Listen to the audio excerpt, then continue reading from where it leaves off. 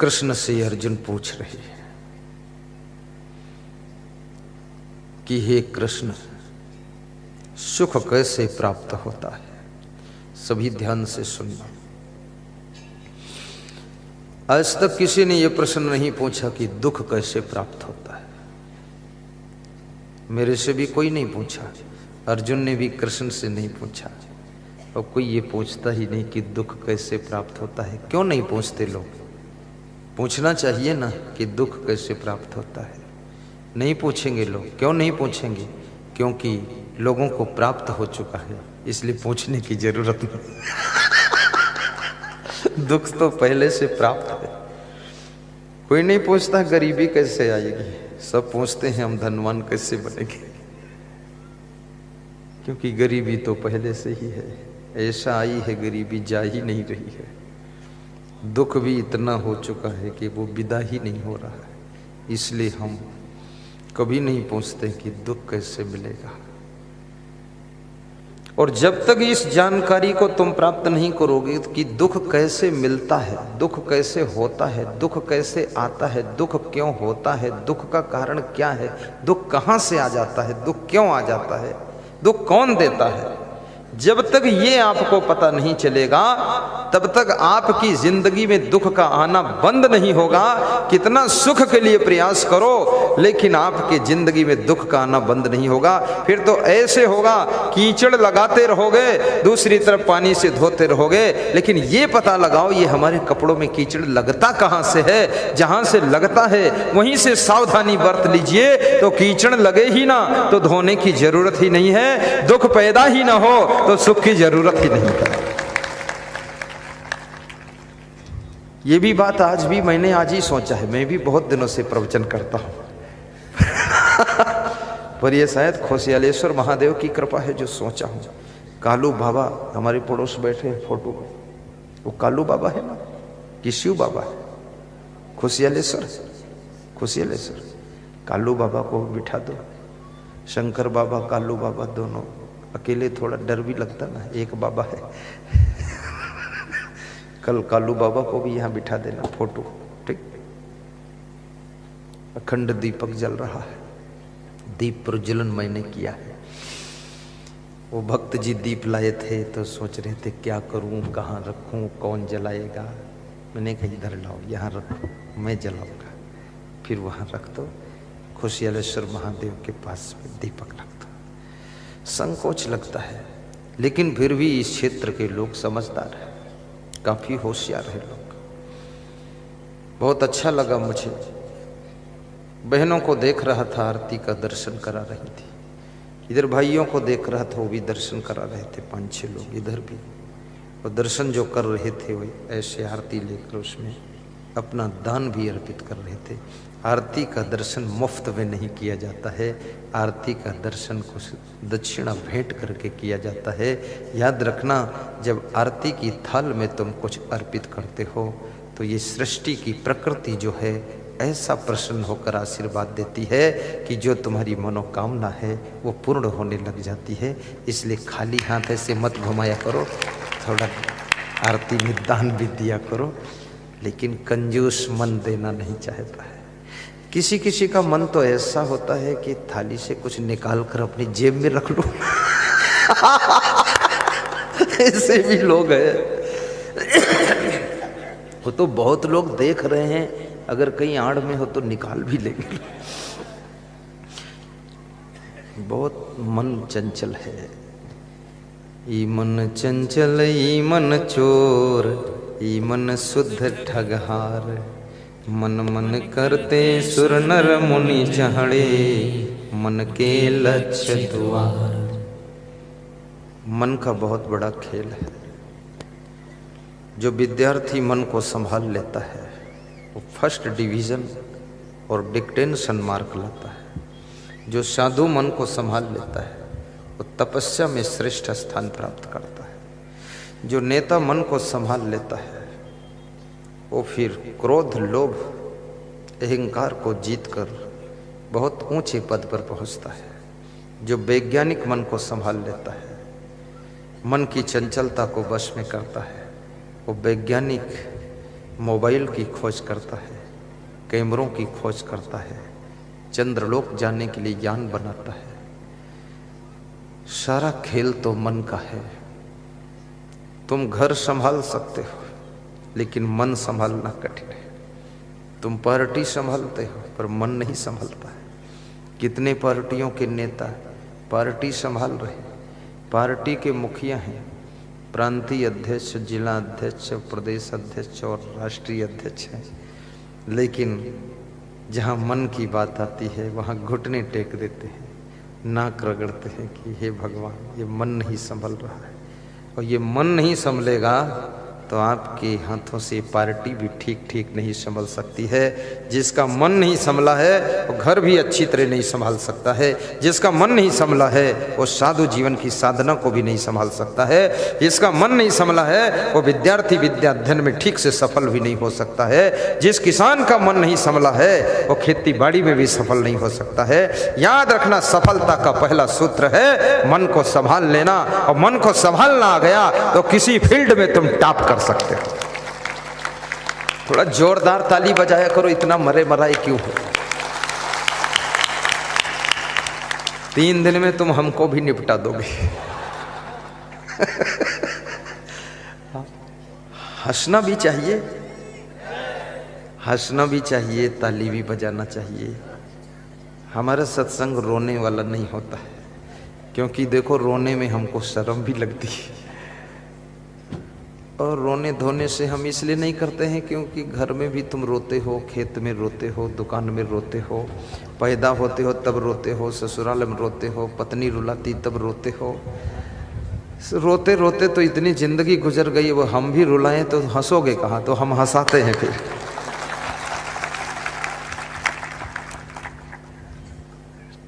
ये ठीक है शैली की नहीं ठीक है? हाँ, अब हम भी रोना धोना शुरू करें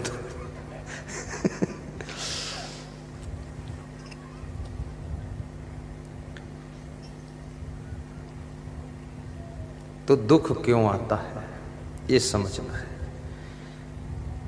कपड़े गंदे हुए तो क्यों गंदे हुए, कहाँ से गंदे हुए, कौन लोग गंदगी लगाए हैं।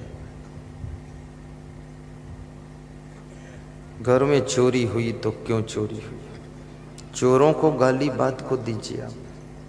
आप ये सोचिए चोरी हुई कैसे, चोरी किस तरीके से हुई है, चोरी का मेथड क्या रहा है, चोरी का अंदाज क्या रहा है, चोर घुसा कैसे है और घुसा किधर से है और घुसाया किसने है और घर की खबर किसने दिया है, ये पता लगाइए। चोर को मत ढूंढो, ये ढूंढो क्या मैंने ताला नहीं लगाया था, क्या मैंने गेट नहीं बंद किया था, क्या मैंने आंगन की जाली नहीं डाली थी, आंगन खुला था, क्या मैंने छत की सीढ़ी का दरवाजा नहीं बंद किया था। चोर की गलती तो सेकंड नंबर पर बात को है, पहली गलती तो जिनके घर चोरी हुई है उन्हीं की गलती है। क्यों दरवाजा खोला रखा, क्यों सीढ़ी का दरवाजा बंद नहीं किया, क्यों ताला नहीं लगाया, क्यों आंगन में जाल नहीं डाला, क्यों आपने लापरवाही की। चोर तो गलती बात को किया है, पहली गलती आपकी लापरवाही से है। अगर आप अलर्ट रहते, सावधान, तो चोर के दम नहीं थी जो चोरी करता, तुम्हारे घर की परिक्रमा करके वापस चला जाता। कितनी महिलाओं की चैन खो जाती है, मेरे पास आती गला खुजलाते हुए, ऐसे ऐसे करती मेरी चैन खो गई। तो जब खो गई तो गला क्यों खुजला रही हो, गले में क्या ढूंढ रही हो। अब वो आधी पागल हो गई क्योंकि चैन गिर गई 10 तोला की, 5 तोला की। 1 तोला सोना कभी दान नहीं दिया और 10 तोला की गिरा के आई है। 10 रुपये दान नहीं दिया और 10 तोला की चैन खो गई है। दान नहीं दोगी तो चैन तो जाएगी ही।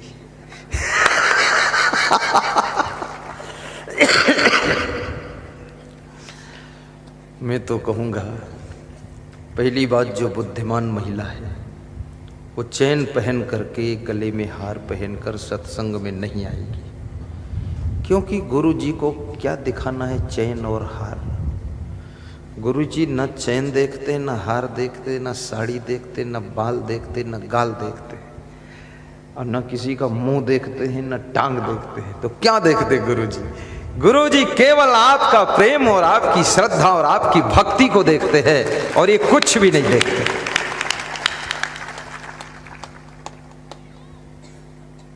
मैं दुबई गया था प्रवचन करने, तो वहां पर 1-1 किलो सोना के हार थे, बहुत बड़े बड़े।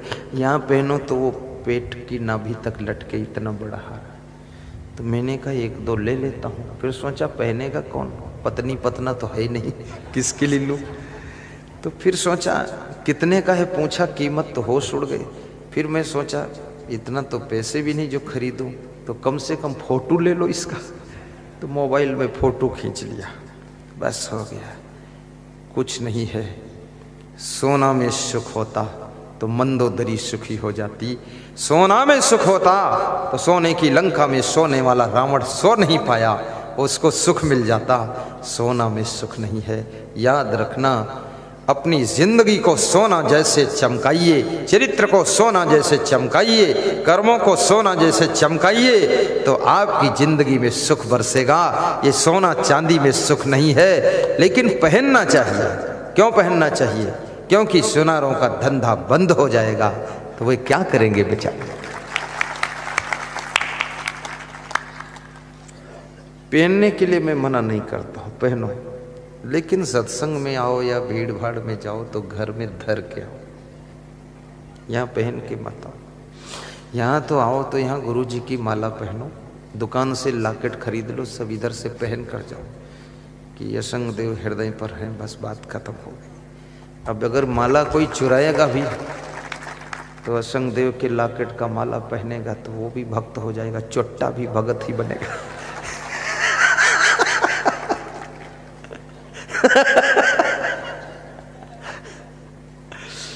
कई लोग तो भगवान को भी चुरा ले जाते हैं। ये हिंदुस्तान में बड़े विचित्र लोग हैं। कितने मंदिरों के भगवान चोरी में चले गए, कितने मंदिरों के घंटा चोरी में चले गए। हिंदुस्तान जैसा चट्टा देश तो मैंने नहीं देखा, बहुत है। यहाँ तो पुराने चप्पल भी चुरा लेते हैं, सेकेंड हैंड चप्पल ले जाते।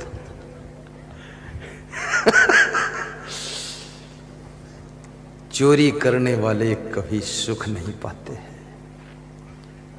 चोरी करने वाले कभी सम्मान नहीं पाते हैं, चोरी करने वाले कभी शांति नहीं पाते हैं। और चोरी में भय भी लगता है, और जहां भय है वहां सुख कहां रह सकता है, जहां डर है वहां शांति कहां रह सकती है। शांति 1 लाख रुपये तुमको मैं देता हूं और कहूं खंडवा की मार्केट से शांति खरीद लाओ, क्या 1 लाख में शांति मिल जाएगी? चलो 1 करोड़ देता हूं, क्या शांति मिल जाएगी? पंधाना की मार्केट से 10 करोड़ में 10 करोड़ नहीं, 100 करोड़ नहीं, 1 अरब नहीं, शंख पदम नहीं, विश्व की सारी संपदा दे दो, लेकिन शांति फिर भी नहीं मिलने वाली है। शांति पैसे से नहीं मिलती है, शांति प्रेम और अंतःकरण की पवित्रता से पैदा होती है, और शांति फ्री मिलती है जब अंतःकरण पवित्र होता है तो शांति का जन्म हो जाता है।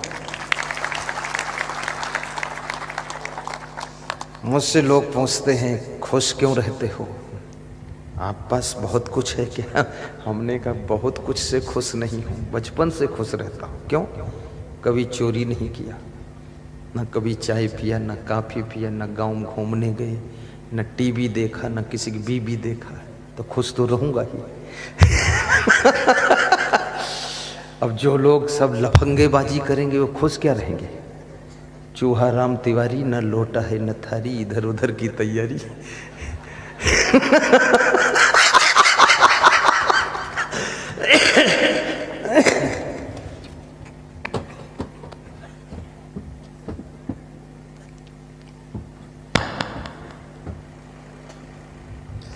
बहुत बड़ी बात है।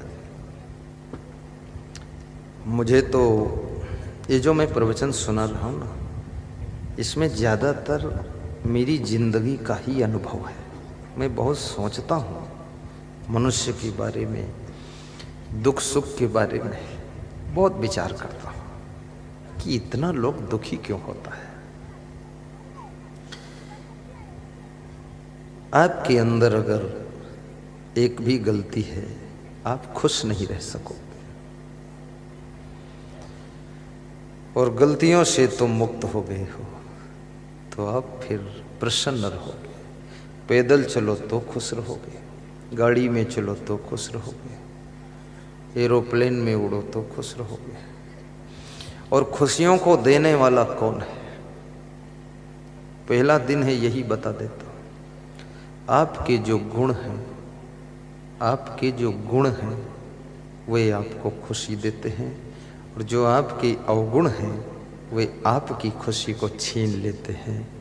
आपके पास ही में ही खुशी और नाखुशी, दुखी और सुखी होने की चाबी है। जब अपने मन की चाबी को अवगुणों की तरफ घुमा देते हो तो दुख शुरू होता है, और मन की चाबी को जब तुम गुणों की तरफ घुमा देते हो तो सुख शुरू हो जाता है। दुख सुख के मालिक तुम हो, कमांडर तुम हो, लेकिन तुम दुख का कारण बाहर ढूंढते हो, सुख भी बाहर ढूंढते हो। जब तक दुख सुख तुम बाहर ढूंढोगे, देखोगे, तब तक ना तुम सुखी हो पाओगे, ना प्रसन्न हो पाओगे। दुख का कारण भी तुम्हारे अंदर है, सुख का कारण भी तुम्हारे अंदर है। तुम जितना चाहो उतना सुखी हो सकते हो, और जितना चाहो उतना दुखी हो सकते हो। घर में सभी दुखी हो फिर भी तुम सुखी हो सकते हो। ये चाबी तुम्हारे पास में है। अपने आप को संतुष्ट करना सीखो, अपने आप को निर्मल बनाना सीखो, तो जो छोटा सा घर है उसमें बड़ा सा सुख मिलेगा। अगर अपने आप को तुम शुद्ध नहीं कर सके तो बड़े से घर में उससे भी बड़ा दुख मिलेगा। इसलिए मैं कहूंगा स्वयं को पवित्र कीजिए, फिर देखिए सुख की धारा बहेगी।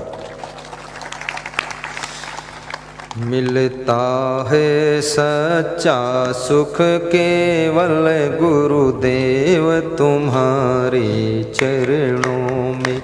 मिलता है सच्चा सुख केवल गुरुदेव तुम्हारे चरणों में। बस प्रेम मेरा भरपूर रहे, बस प्रेम मेरा भरपूर रहे, बस प्रेम मेरा भरपूर रहे। सबके लिए प्रेम रहे, मेरा पशुओं के लिए भी, पंछियों के लिए भी, परिवार के लिए भी, देश के लिए भी। तुम्हारे चरणों में गुरुदेव तुम्हारे चरणों में, हे संत तुम्हारे चरणों में। बस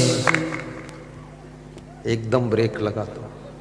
गाना वाना नहीं है, गाना तो बहाना है, सुनाना है प्रवचन। गाना वाना तो घर पे भी सुन लोगे, यहाँ जो हमें सुनाना है। बस प्रेम मेरा भरपूर रहे। आप जब अपनी धर्म पत्नी से प्रेम करते हो, जब तुम्हारी पत्नी तुमसे प्रेम करती है, जब तुम अपने माँ बाप से प्रेम करते हो, माँ बाप जब अपने बेटा बेटी से प्रेम से बात करते हैं, और जब प्रेम से तुम अपने परिवार में रहते हो, जब देश से प्रेम करते हो, देश से प्रेम करोगे तो देश हित में कोई कार्य होगा तो तुम उसमें सहयोग करोगे। अगर देश से प्रेम नहीं है तो देश के कल्याण वाले कार्यों में भी तुम बाधक बनोगे। याद रखना, अभी जैसे मैं देखता हूँ, यहाँ राजनीति की बात नहीं है, न पार्टी की बात है। हमारा अर्थ ये है, कोई भी पार्टी हो, कोई भी नेता हो, लेकिन देश हित में काम करे तो व्यास गादी उसको धन्यवाद भी देती है, आशीर्वाद भी देती है। चाहे वो कांग्रेस का हो, चाहे वो भाजपा का हो, चाहे लपा सपा गपा का हो, किसी का हो, कोई पार्टी हो, चाहे झाड़ू वाले हों, चाहे साइकिल वाले हों, चाहे हाथी वाले हों, चाहे पंजा हो, चाहे कमल का फूल हो, चाहे लोटा थाली हो, चाहे कुछ टैंकर वाला हो, लेकिन जो देश हित में काम करे उसके लिए हमें शुभकामना करना चाहिए। जो घर के विकास के लिए कार्य करे उसको घर वालों को धन्यवाद देना चाहिए।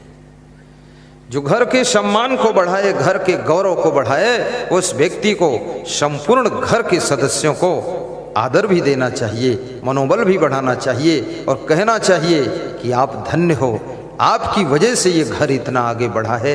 याद रखना, काम तो बहुत लोग करते हैं, लेकिन घर की उन्नति हो या आश्रम की उन्नति हो या कि समाज की उन्नति हो, देश में कोई डिसीजन हो, कुछ लोग उसमें मास्टर माइंड के होते हैं। 2-4% उनके कारण जो है घर डेवलपमेंट करता है, आश्रम डेवलपमेंट करता है। मेहनत करना तो एक बात है, लेकिन गलत दिशा में मेहनत करने से भी रिजल्ट कोई आने वाला नहीं है। सही डिसीजन लेकर के सही पॉइंट पर जब मेहनत की जाती है तभी सही रिजल्ट आता है। इसलिए मास्टर माइंड को धन्यवाद देना चाहिए और कहना चाहिए कि मैं भले ही आपको नहीं मानता हूं, लेकिन आपके कार्य ऐसे हैं कि आपको धन्यवाद देता हूं।